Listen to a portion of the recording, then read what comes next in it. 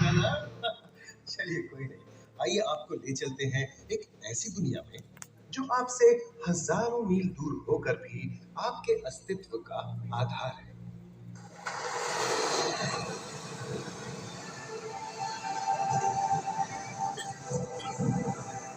ये महासागर है, मीलों दूर तक फैला हमारे जीवन का केंद्र, जिसका पानी हर देश की सीमा से परे है। हमें सांस लेने के लिए जरूरी ऑक्सीजन का 50 से 80% इन्हीं समुद्रों के पानी से आता है।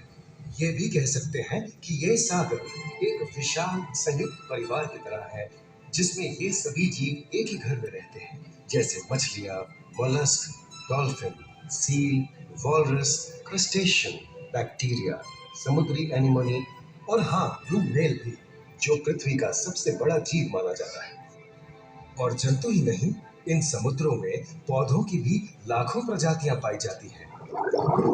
इन विशाल समंदरों का पानी हमारी पृथ्वी का लगभग 3/4 हिस्सा है। इस धरती पर 5 बड़े महासागर हैं: आर्कटिक, अटलांटिक, हिंद, प्रशांत और दक्षिणी महासागर।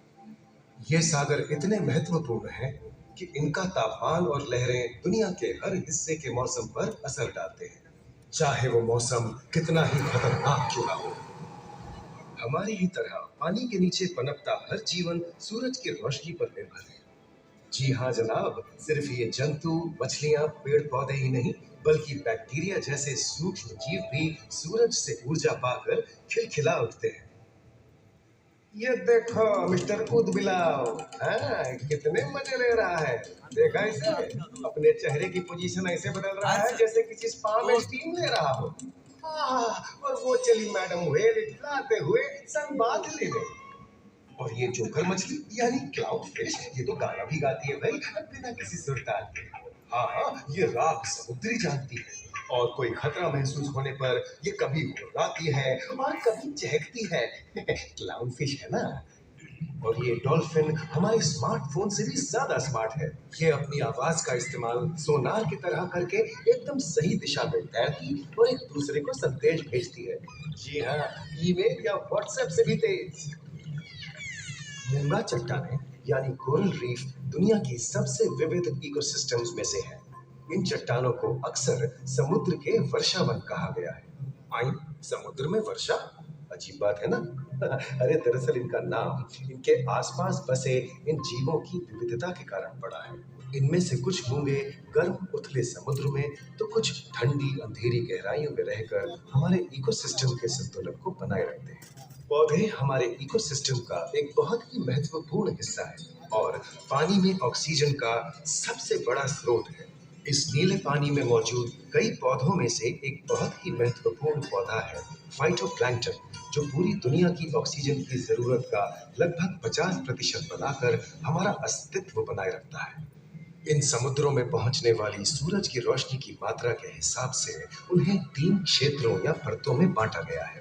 सतह के सबसे नजदीक वाली परत को यूफोटिक जोन या सनलाइट जोन कहा जाता है। जाहिर है कि यहाँ सूरज की सबसे ज्यादा रोशनी पहुंचती है और 90% समुद्री जीवन इसी परत में मौजूद है। अगली गहरी परत को डिस्फोटिक जोन या ट्वाइलाइट जोन कहा जाता है। इस परत तक सूरज की सिर्फ 1% रोशनी पहुंचती है, जो पौधों के जिंदा रहने के लिए काफी नहीं है।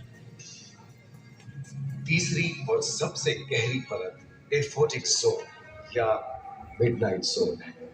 यहाँ सूरज की रोशनी बिल्कुल नहीं पहुंचती। ये परत पूरी तरह से अंधेरी और ठंडी होती है, बिल्कुल किसी हॉरर मूवी के सीन जैसे। ये कई जगह पर इतनी गहरी होती है कि यहाँ आसानी से माउंट एवरेस्ट जैसे ऊंचे पहाड़ भी समा सकते हैं। और इसकी सबसे गहरी जगह है प्रशांत महासागर में मरियाना ट्रेंच। महाद्वीपीय तटों के साथ लगे उथले समुद्री इलाकों तक पहुंचना आसान है, लेकिन ये समुद्र का सिर्फ 10% है। समुद्र की गहराई जितनी बढ़ती जाती है, उतने ही वहां के हैरत अंगेज जीव जिन तक पहुंचना मुश्किल होता जाता है। ये समुद्री जीव पहले तो अपनी खूबसूरती से आपको छलते हैं और फिर अचानक एक खतरनाक रूप ले लेते हैं, जिनसे बचना मुश्किल ही नहीं, नामुमकिन है। पर ये क्या, अचानक ये रोशनी कहाँ से आई? ओहो, ये तो जेलीफिश का झुंड है जिनकी रोशनी एकदम डिस्को लाइट की तरह लगती है। वाह, ये हुई ना बात। अब सभी बड़ी छोटी मछलियां इन चमचमाती डिस्को लाइट को देखकर पार्टी करने आएंगी। और फिर यही रोशनी उन्हें बेरहमी से दबोचकर उनका शिकार करके अंधेरे में वापस गायब हो जाएगी। लेकिन सभी शिकारियों को छलावे से लुभाना नहीं पड़ता। सबसे घातक शिकारियों में से है शार्क, जैसे ग्रेट व्हाइट और टाइगर शार्क। शार्क आमतौर पर सूरज ढलने के बाद अंधेरे में शिकार पे निकलती है समुद्री जीवों का यमराज। आज तक शार्क की 500 से ज्यादा प्रजातियों का पता चल चुका है।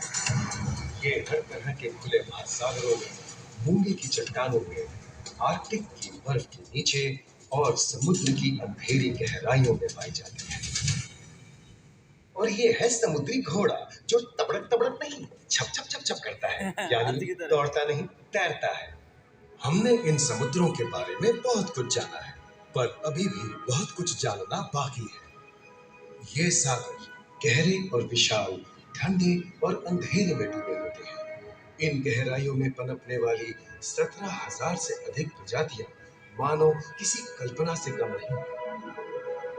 किसी खूबसूरत एंजल की तरह दिखने वाले जीवों के साथ साथ न जाने और क्या क्या देखने को मिले।